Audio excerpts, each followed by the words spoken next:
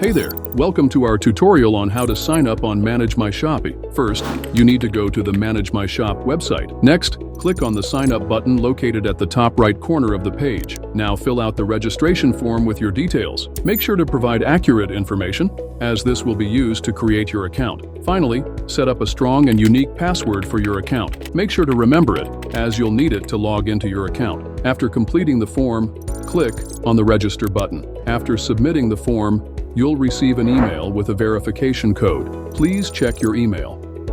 Enter the verification code you received in your email. This will help us ensure that your account is secure. Click on Verify button. That's it. You've successfully signed up on with ManageMyShoppe. Fill in your ID and password on our secure login page. Click on the Login button to access your ManageMyShoppe account. Welcome to your ManageMyShoppe account dashboard. You can also grow your business and improving your customer service.